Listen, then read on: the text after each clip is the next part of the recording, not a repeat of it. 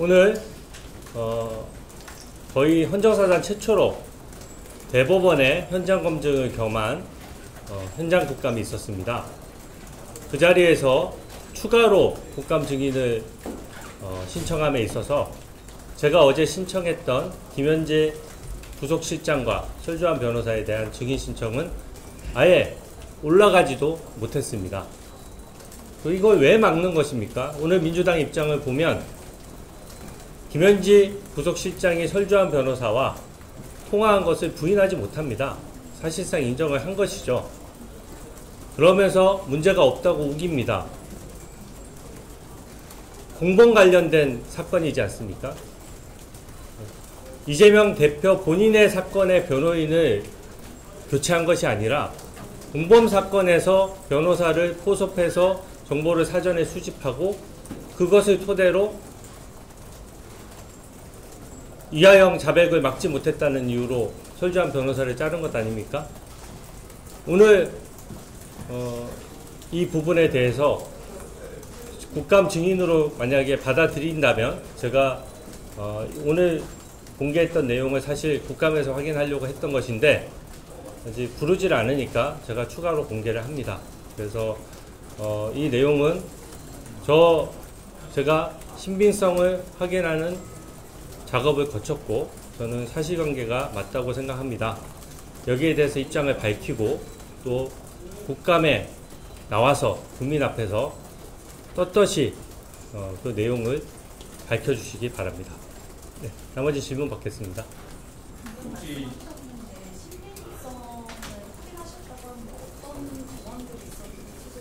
네, 일단 대통령실에 한번 물어봐 주십시오. 아마 부인하지 못할 것입니다. 첫 번째, 저희의 국감에서의 어떤 문제 제기는 제보를 토대로 하는 것입니다. 근데 저는 제보 내용을 항상 어떤 의혹을 제기할 때도 지금 민주당 의원들이 하는 것처럼 카더라 통신으로 한 적이 없습니다. 제가 의혹을 제기하고 고발을 했던 사건들은 기소가 됐고 또 결국에는 사실로 밝혀져 왔습니다. 그만큼 그 제보 내용의 신빙성을 객관적으로 어느 정도 검증한 후에 그것을 밝혀왔기 때문입니다. 저는 국감장에서 면책특권 뒤에서 밝힐 수도 있지만 지금 여기 와서 소통관에서 기자회견 하지 않습니까? 저 나름의 사실관계에 대한 확신을 가지고 있어서 면책특권과 상관없이 밝히는 것이고요. 이제 이 부분에 대한 대답은 김현지 부속실장과 대통령실이 해야 된다고 생각합니다. 공범 관련된 사건이지 않습니까? 이게 보이스피싱 사건이라고 생각하면 간단합니다. 보이스피싱에 모집책이 먼저 검거돼서 수사를 받고 있는데 총책이 뒤에 숨어서 만약에 변호인을 접촉하고 거기에 대해서 불리한 진술이 나오면 변호인을 갈아치웠다. 그 사실이 국민에게 알려지고 재판부에 알려지고 수사기관에 알려졌다. 당연히 구속돼서 엄정하게 수사받아야 될 사안 아닙니까? 그렇기 때문에 권력이 있든 없든 법의 잣대는 동일해야 됩니다. 이 부분은 범죄행위에 가깝고 실제 설주환 변호사의 얘기대로 본인이 직접 통화하신 분이 컨트롤 타워라는 표현을 썼습니다. 그 얘기는 뭐겠습니까?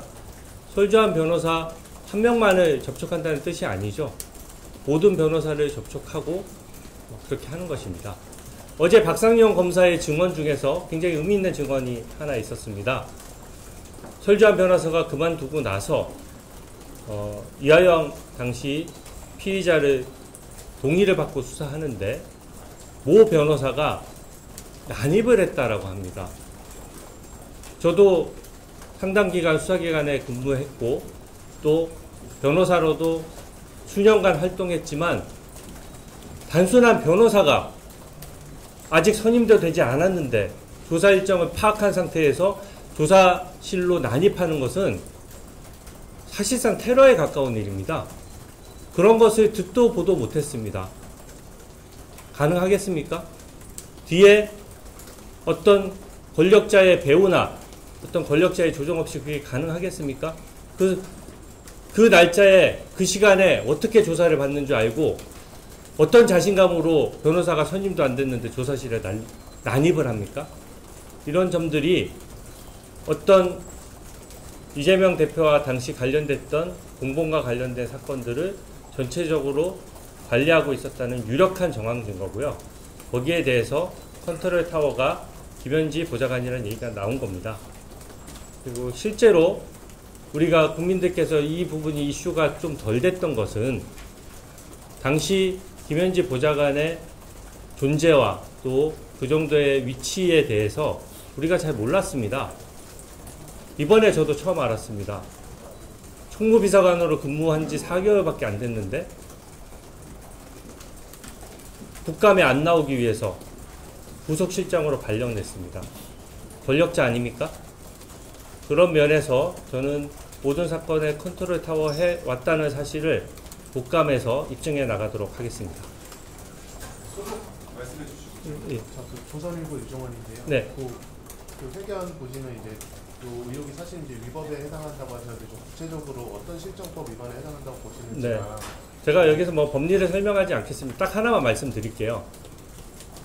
얼마 전에 조은석 내란 특검이 윤석열 전 대통령의 변호인들을 피의자로 소환했던 것을 기억하실 겁니다. 7월 7일자입니다. 그때 그 브리핑 내용이 지금 이 사안에 해당한다고 보시면 됩니다. 체포영장과 구속영장의 피의 사실은 그 당사자의 방어권을 보장하기 위해서 변호인들이 교부받을 수 있는 것입니다.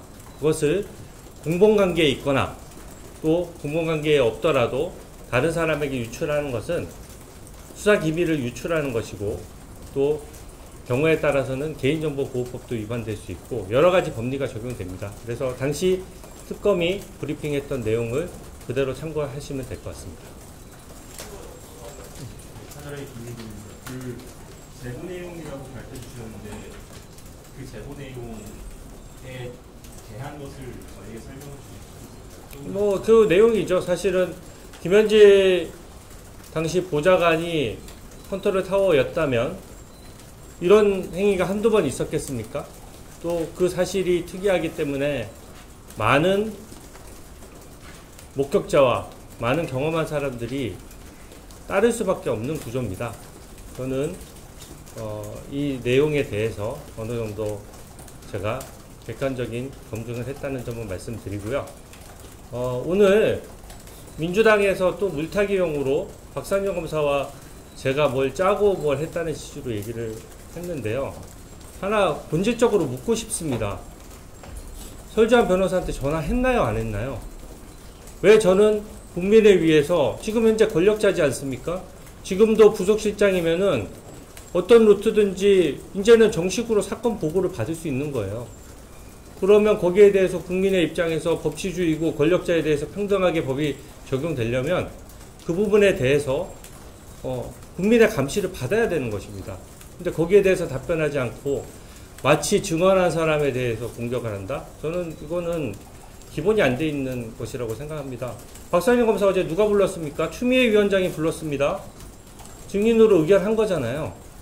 증인으로 나와서 국감의 법사위원이 물어보는데 거기에 대해서 답변하지 않을 수가 있습니까? 거기에 대해서 그게 무슨 현행법의 위반으로 또 검사도 겁박하는 겁니까? 제가 분명히 말씀드리지만 저는 박상현 검사와 일면식도 없고 한 번도 연락해 본 적도 없고 식사도 한 번 해본 적 없습니다. 그러니까 애먼 사람 잡지 말고 제보의 근거를 가지고 물타기 할 생각 하지 말고 팩트를 밝히십시오. 팩트가 아니면 아니라고 얘기해야 되지 않습니까? 그리고 민주당 의원들은 그동안 국감장에 뒤에서만 숨어서 온갖 의혹 제기하고 지금 대법원장 관련된 의혹도 사실은 가짜뉴스에서 기반해서 오늘 대법원까지 쳐들어가서 저렇게 무도한 거 한 것 아닙니까? 나는 그분들이 한 번도 저처럼 자기 이름을 걸고 자기의 어떤 면책특권을 포기하면서 바로 이 자리 국회 소통관에서 정식으로 얘기하는 거 한 번도 보지를 못했습니다. 서영교 의원, 부승찬 의원 의혹 제기하려면 저처럼 여기 나와서 똑같은 의혹을 국감장 밖에서도 얘기할 수 있어야 저는 국회의원의 기본 자격이 된다고 생각합니다. 네. 네. 체포영장은 좀 조선일보 규명인데 네. 체포영장을 파일로 전송한 거죠. 다들 카피를 준 건지 네. 아니면 직접 김현지 실장한테 준 건지 제3자를 통해서 정말 무게가 하나도 없는데. 네. 저는 전달 방식도 알고 있지만 특별히 여기서 밝히지는 않겠습니다. 아마 부인하지 못할 것입니다. 추가 질문 없으시면 여기까지 하겠습니다. 네.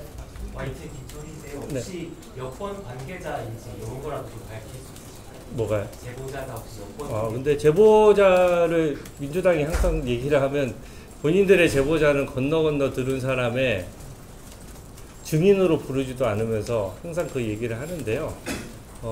저는 냉부의 이슈를 할 때도 SNS에서 관련 자료를 검색하고 그 자료를 토대로 저 나름의 검증 방법을 거쳐서 나름의 판단으로 의혹을 제기했던 것이고, 저는 이번 것도 신빙성 있는 의혹이라는 말로 대신하겠습니다.